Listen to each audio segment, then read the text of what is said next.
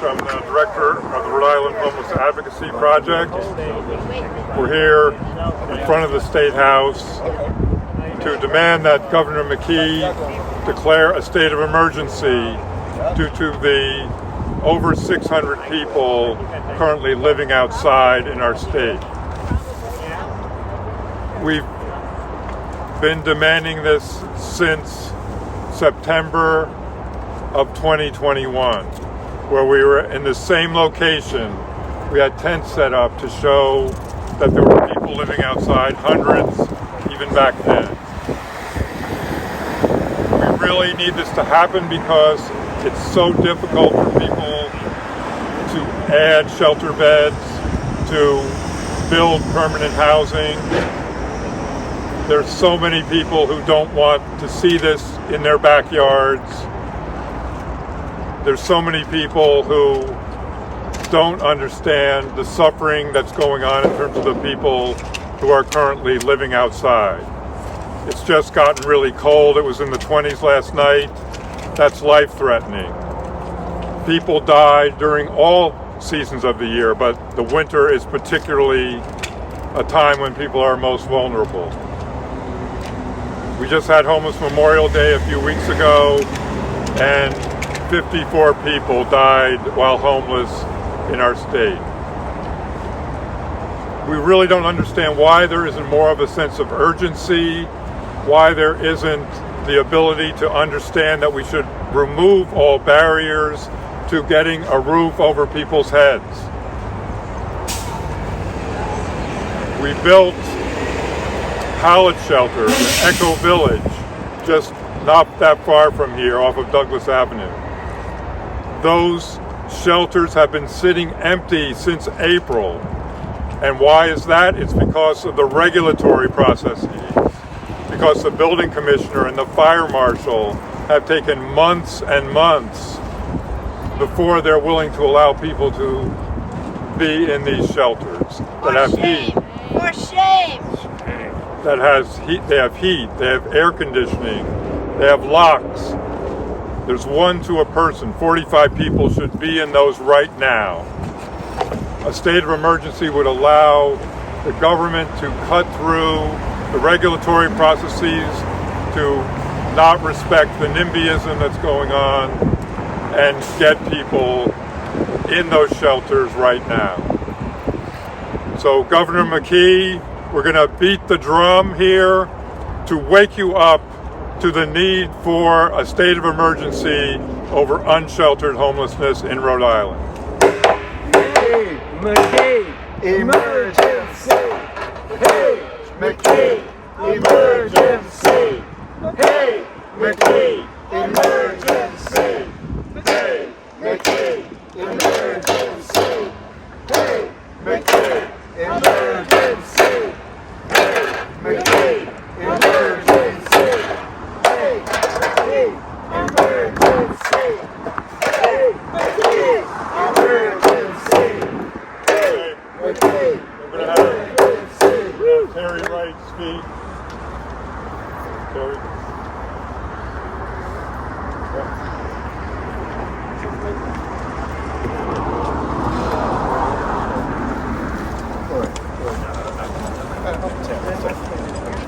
Yeah, whatever.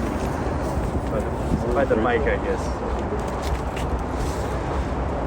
I just want to start by saying be excited about something that does not exist and not a replica of something that has already existed and failed, like this current housing crisis. Focus on Rhode Island and not what did not work in other cities and states. This has nothing to do with numbers. This has to do with people, our homeless and unsheltered communities. This is a state of emergency for anyone who is forced to live outdoors 24/7, without porta potties, without hand washing stations, without housing, without makeshift tents and compassion, without help. How will our communities heal? Without porta potties, again, because we've been saying this, without hand washing stations, how do you expect our communities to be okay? Our neighbors are not okay. Homeowners are frustrated, and I understand, believe me, I do. Communities sit divided, and the unsheltered are left outside and voiceless. This is a state of emergency. Health and safety are at risk 24/7. Housing is harm reduction. Housing is a human right. How do you lose such a right to an eviction, a house fire, not making a livable wage, which does not exist yet, or when someone passes away and the family is displaced and oftentimes left homeless? Not only is homelessness a problem in the state of Rhode Island, so is the rent. The rent is too damn high, excuse my language. Years of housing neglect and unfortunate circumstances put us here. Don't get mad at homelessness. Don't get mad at homeless people. Lean hard on the city and state to provide a more serene balance. Housing, not handcuffs. Housing, not death and amputations. And drug use, new drug use and overdoses. People are forced into an inhumane way of life, stripped of everyday living essentials like heat and hot water, food, health care, mental health care. I was born and raised here in the state of Rhode Island. And until maybe 4 years ago, that's when I started to notice that our streets have changed. Society was beginning to change, all because of neglect. Neglect of someone who needs a hand up. We're not asking for a hand out, but housing is a human right, and this falls on the shoulders of the governor.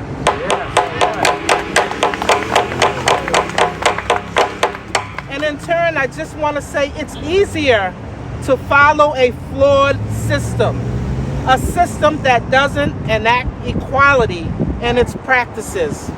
Thank you. All right, housing, not handcuffs. Housing, not handcuffs. Housing, not handcuffs. Housing, not handcuffs. Housing, not handcuffs. Housing, not handcuffs. Housing, not handcuffs. Housing, not handcuffs. Housing, not handcuffs. Housing, Now not handcuffs. we'll have Kevin Simon from the Mathewson Street Housing Justice Committee.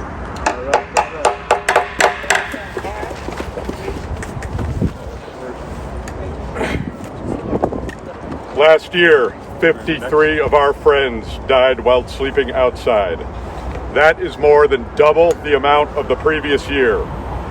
The number of people who pass away from being outside should be zero. That's because absolutely no one in the state of Rhode Island should not have a place to rest their heads at night. The weather is turning. It was below freezing last night. We don't need shelter and housing tomorrow. We need it right now, and we need it today. Governor McKee, we are demanding that you provide shelter spaces so that not a single person in our community dies while living outside this winter, next year, or forever moving forward. All right.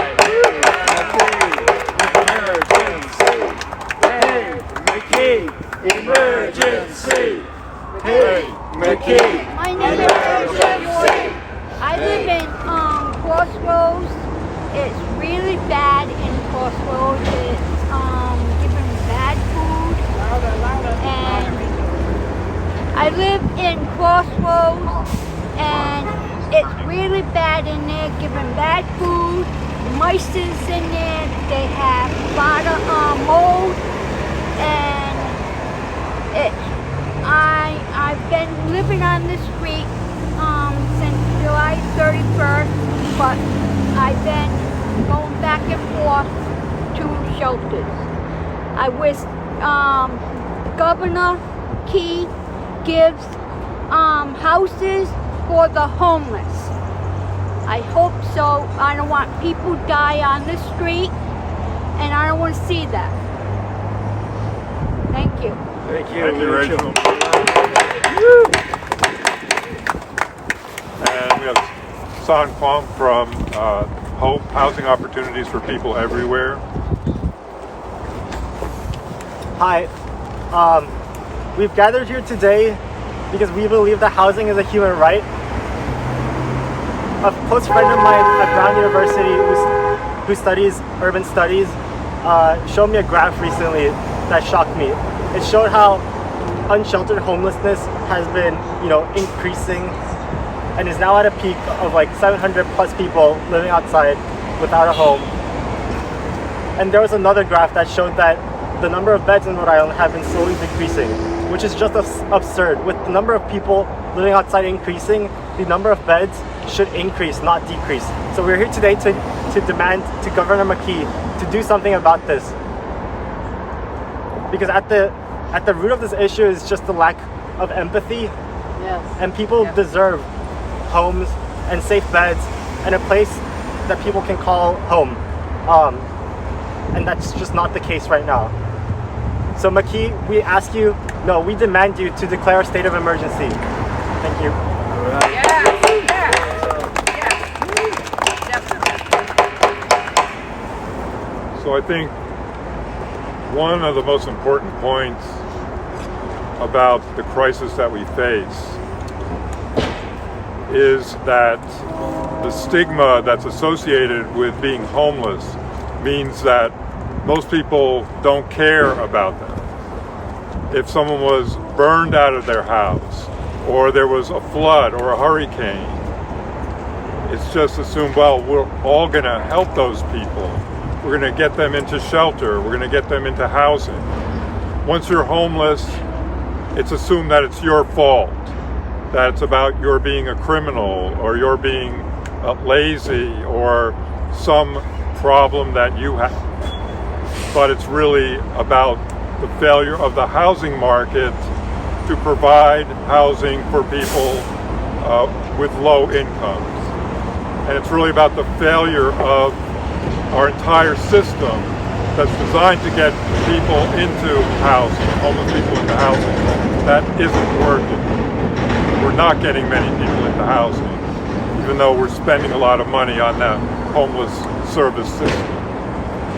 So we really need the governor to understand this, to understand that it's not the fault of people who are living outside, that that's where they are, and that all along, over the last 3 years, there should have been a sense of urgency and a state of emergency to get a roof over everyone's head. So we're going to beat this drum to wake up the governor, to get him to understand that a state of emergency needs to be declared now as winter is coming. All right. All right. We need rent control. We need to stop evictions. Yes.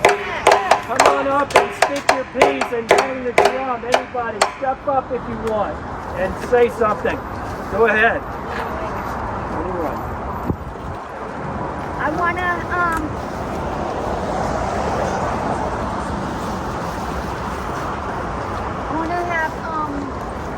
stop the evictors, lower the income, lower the rent for all the homeless people out there. People are dying out there, and we don't want no one to die out there. And I see a lot of people sleeping outside and getting kicked out from all the shelters. I want Governor Key, please lower the rent and give us a housing for all the homeless people. All right, Rachel. Yes, Rachel. All right, somebody else take the baton. Anybody else want to speak? Go ahead. I'm done with this. I've been homeless since 2018. I've owned 2 houses in my life. I've worked all my life. I am 63 years old and I am still working. And I am homeless. and nothing is being done. I've been to these meetings. I propose, I have 7 pallet houses willing to give away for free and told the mayor this and have not gotten an answer. And I'd like an answer. Because you have property somewhere in this state for these tiny houses to be built. And I am willing to give them for free, and I'm not getting any answers.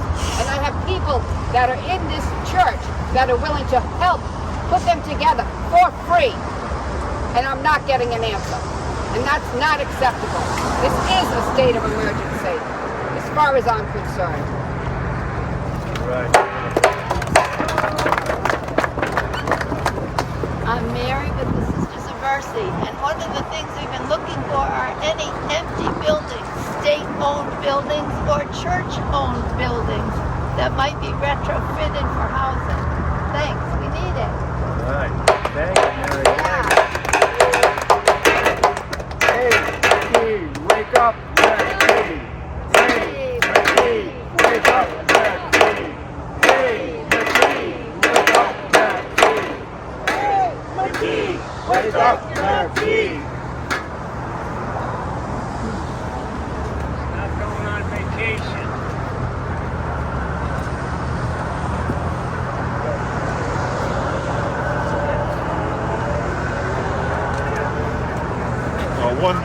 One thing I'll say is, what's the main policy in Rhode Island to deal with unsheltered homelessness? The main policy is police raids. Just send police, tell people they have to move, sometimes with absolutely no notice at all, and then remove their possessions sometimes, just throwing them away.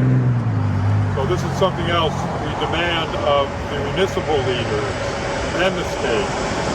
No police raids unless people have shelter that's acceptable to them or permanent housing.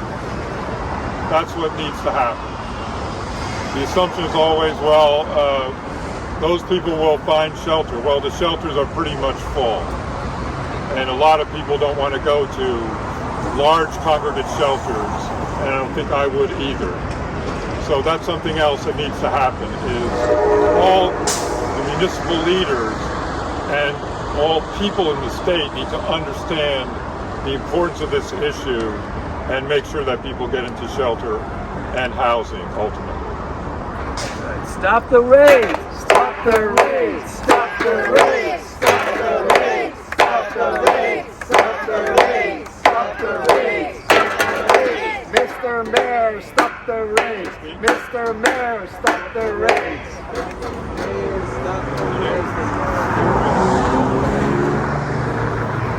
Hello everyone. Hopefully you can hear me. Speak up if you can. Hello everyone. Hopefully you can hear me. I'm the organizer, the housing organizer for DARE. I'm here supporting RIHAP. Our building is off of Broad Street. We see a lot of folks who are unhoused. It's huge, huge. I know across the U.S. right now we have a record number of folks who are unhoused, and we're not doing much about that.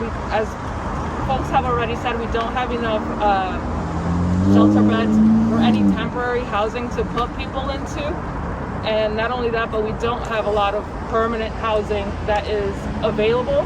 A lot of the permanent housing that we have put our money towards constructing are really permanent housing for people who make 70, 80, 90 grand a year, which is way above what most people in Rhode Island make, and it's definitely way above what people in the urban core make, which is Providence, Pawtucket, Central Falls, and that needs to change. I know right now they're talking about we're going to need austerity because we have a huge, budget shortfall, but we always get the same talking point. We have a budget shortfall because we won't tax corporations and very wealthy individuals. There's a bunch of super wealthy individuals moving into Newport right now, some of them billionaires. Why aren't they being taxed? We don't need to have a budget shortfall. We can take care of this right now if we were to tax these people. All of these problems are interconnected. We have a housing issue because we have a political issue. We have way too much money going into that state house from real estate developers. And we know where a lot of that money is coming from. It's coming out of New York.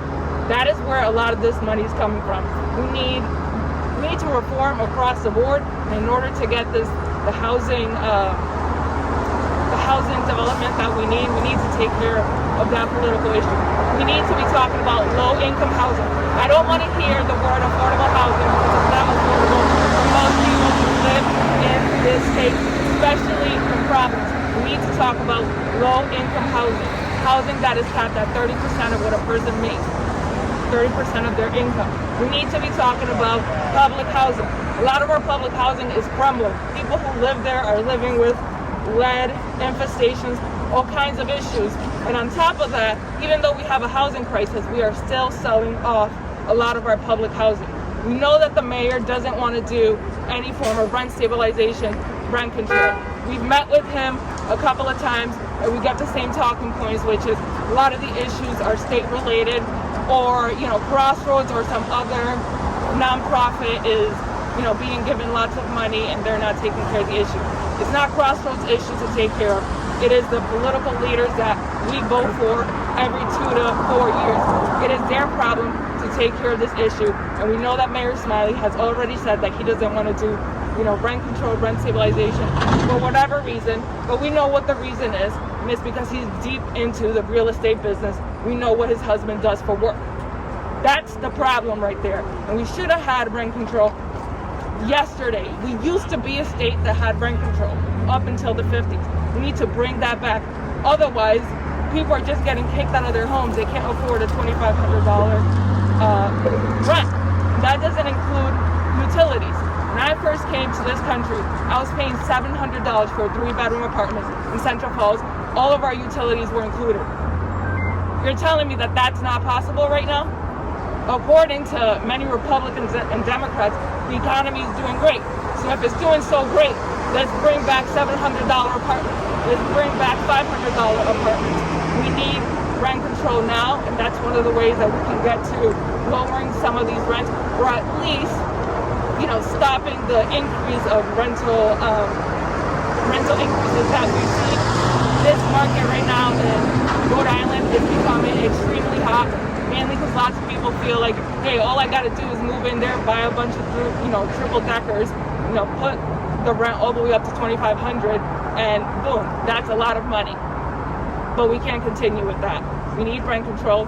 We need the mayor to declare a state of emergency. We need reinvestment in low-income housing, not in a building that has 20% affordable housing. That is just not. We need housing for the majority of people who live here, who make 30, 40, 50 grand a year, especially also for people who make $12,000 a year. I grew up with a disabled mother. That's what my mother made. Where the hell can my mother live in this housing crisis right now? The only reason we have housing today is because we live in public housing, something we're destroying. Thank you. Any other speakers? Anyone else who wants to speak? I'd like to.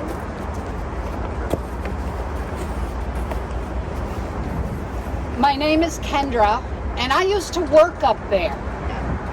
And this is really a failure of leadership.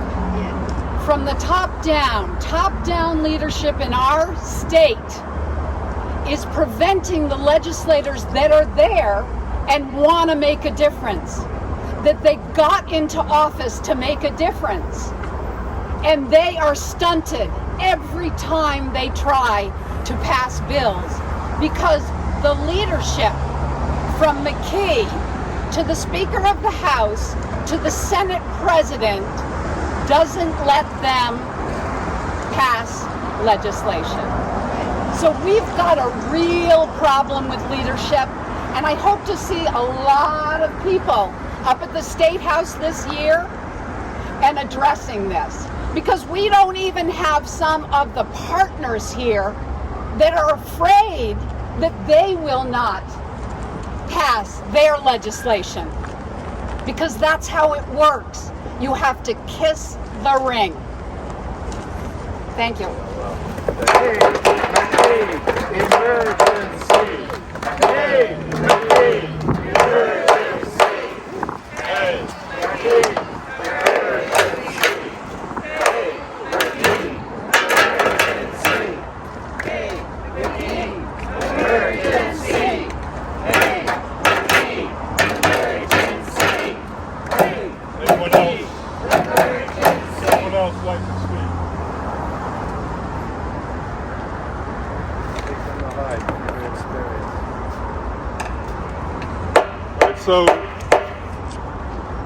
Here's the problem here.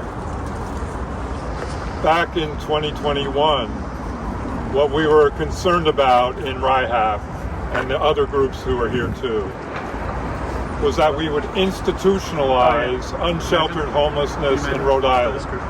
That somehow it would wind up being okay to have 500 or 600 or 700 people living outside.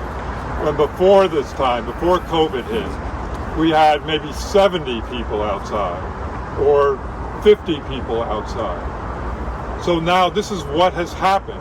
We've institutionalized this, and it's happened because of the stigma associated with homelessness, because we blame homeless people themselves for their being outside. Most people now don't care. That includes the legislature, that includes the mayor, that includes the governor. Well, we don't find this to be acceptable, and we're not going to rest until we get every single person who's out there a roof over their head. So we're going to end by beating the drum to wake up not just Governor McKee, but everyone in Rhode Island to get a state of emergency and get people off the streets for good. Yeah.